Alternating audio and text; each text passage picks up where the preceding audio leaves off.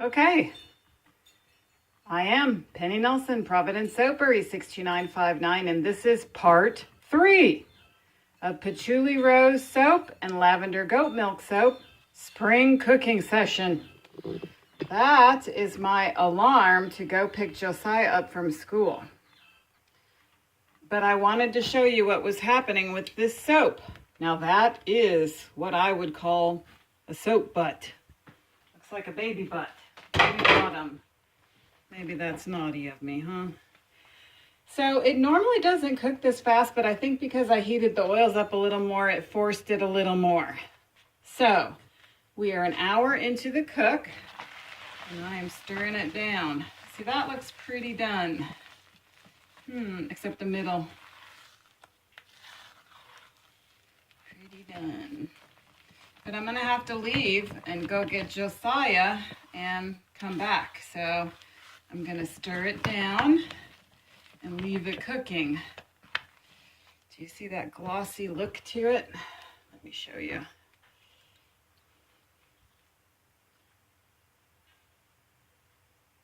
I don't know if you can see. Soap making is so fun. Okay. Now in this, my lavender goat's milk container, crock pot, I have my oils, so when I come back, I will add the lye to it with you. Okay, so stand by.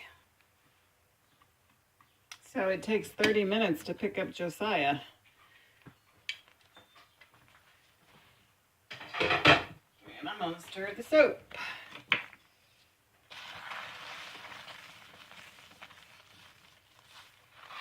So we are 90 minutes into the cook.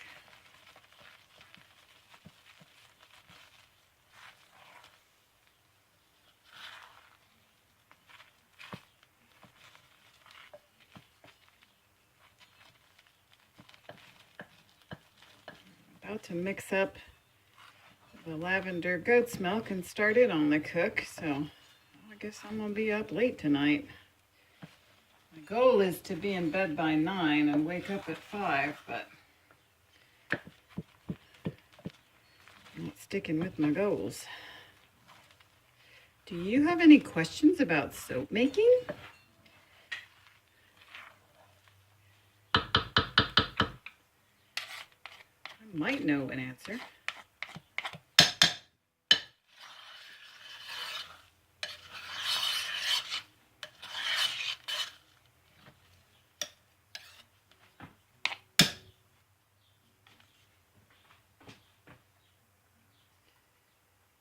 So in my crock pot, I have stearic acid, soybean oil, manteca, and now I'm adding the coconut oil.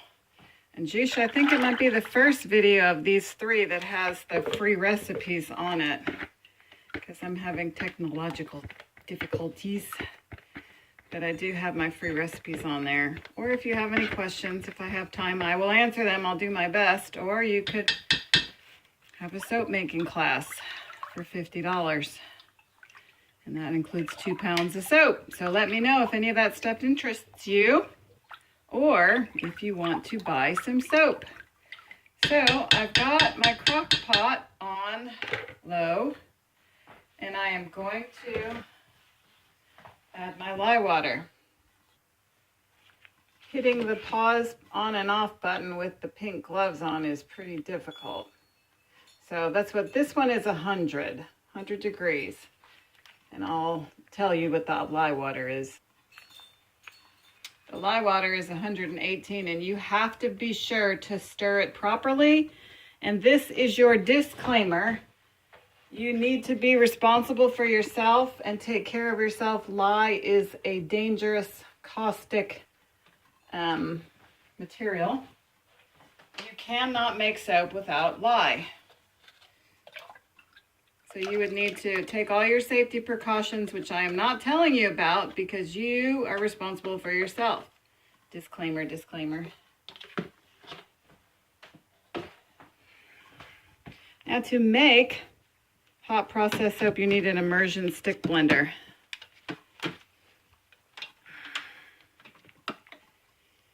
And the old days, people used to make it over a fire. This is an immersion stick blender.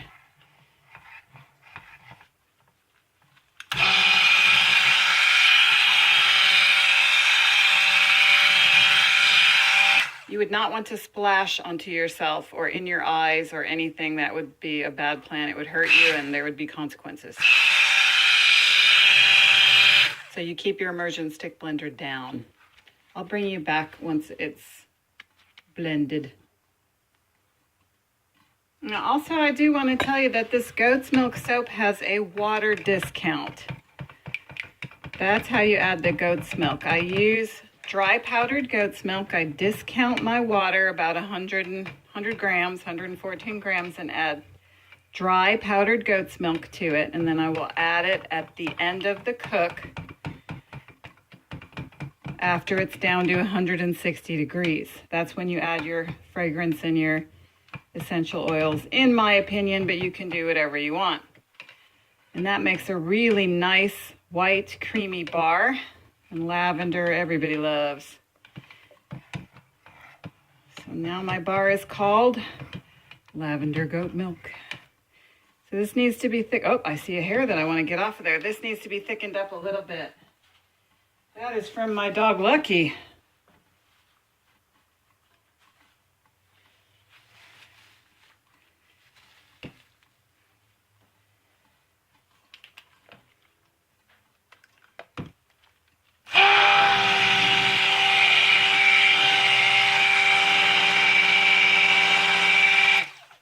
It's just really hard to turn on this this pause button with pink gloves.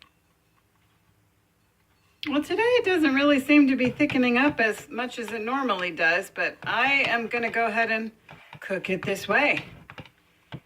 That's what I'm going to do.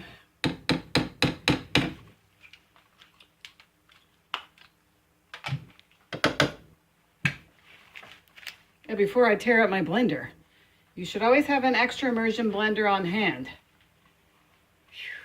What if I get lye on my pause button?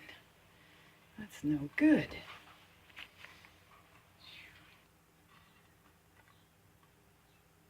Now it is 3:43 p.m. and I like to put the time on there because I often forget what I'm doing. And this is how my patchouli rose is coming along. And I will be adding the honey and the super fats at 4 o'clock, which is 15 minutes.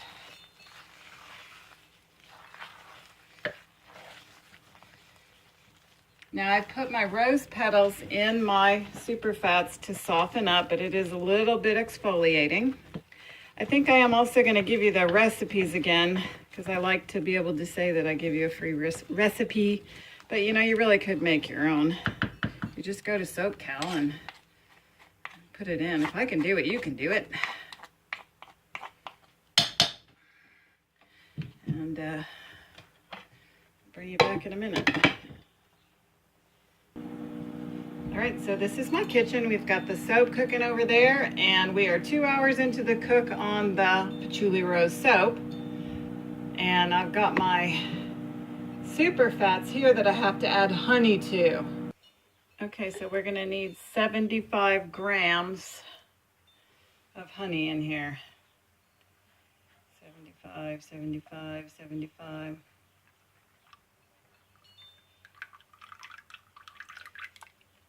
And since I work at McDonald's and the high fructose corn syrup conspiracy is actually true, I add honey to my soap. Honey is actually a humectant. I think that's how you say it. It attracts water. It's a wonderful addition to your soap. So in my super fats, I have the honey, the coconut oil, the extra pure, extra virgin olive oil, glycerin, and the rose petals. And I sure do have a full pot here.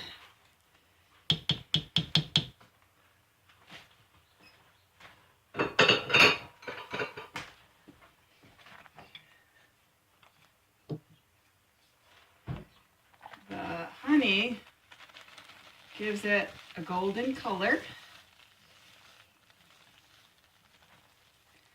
So all of the soap that I cooked was 100%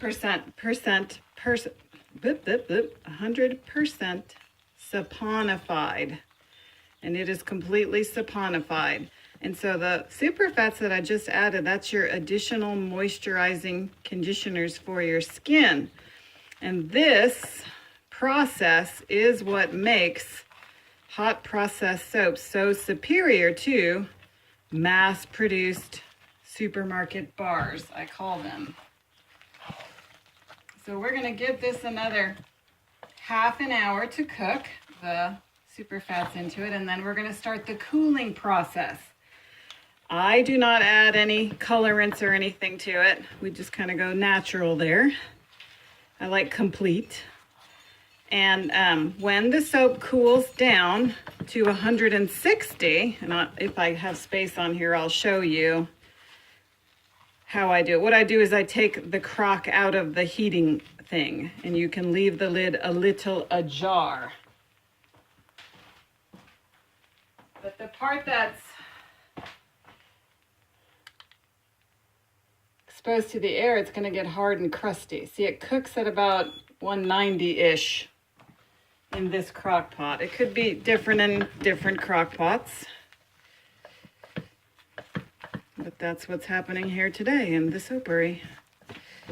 Okay, so let me show you. There's a little to show you with the goat's milk soap. But if you check out these other videos, whatever I've named them, they're all the same. Part 1, 2, and 3. You're welcome. You're welcome. You're welcome. Okay, let me show you this. See how it's cooking? We started it at 343, so it's 25 minutes into the cook. So when it gets to an hour, if it's still cooking the same way, I'll just maybe make a hole in the middle and let it continue cooking that way. But if you check out all the videos, you have an interest. Let me give you the recipes now. Do you have any questions? Let me know. So what you're going to do is you're going to put this on pause and take a screenshot and then zoom in. This is patchouli rose. This is my secret recipe. I don't have any secrets. Maybe I should sometimes, huh? And this is the lavender goat's milk soap. My friend Amy and I were talking about that. Maybe everything that pops into my head doesn't need to be said. Maybe. Over here I have super fats. Let me bring it over. So to make it lavender goat's milk soap, this is what I use. You buy it at Walmart. You soak the powder in about 114 grams of water and then add that at 160 degrees when you add your essential oils. After 2 hours of cooking the goat's milk soap, this is our super fats for the lavender goat's milk, which is coconut oil, sweet almond oil, and glycerin. And my goal is to have a nice white, simple bar. Okay, those that you see are my soap molds, and I line them with freezer paper.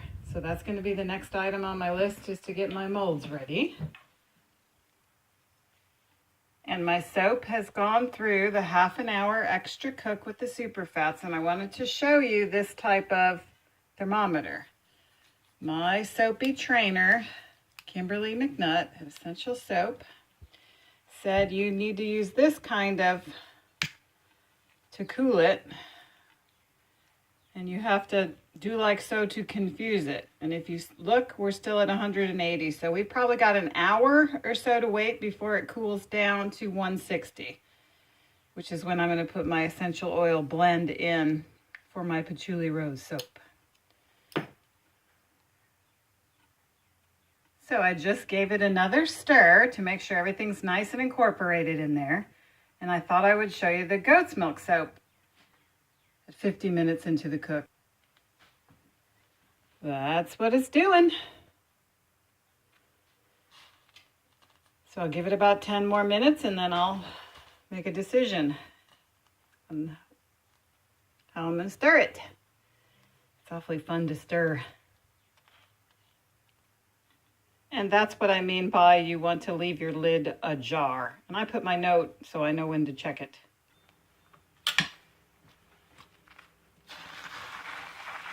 There's an hour into the cook. Water discount. Goat's milk. Lavender goat's milk.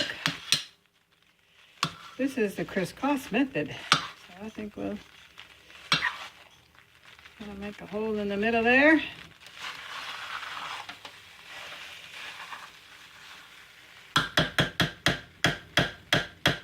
Go with that. Okay, we're just gonna do one more check and call it a day. This is my goat's milk soap. Still waiting for, let's see, a little while to stir it. And now, since I can read, and I have my label here, we're gonna check the temperature of the soap, and then I'm gonna show you what I'm doing.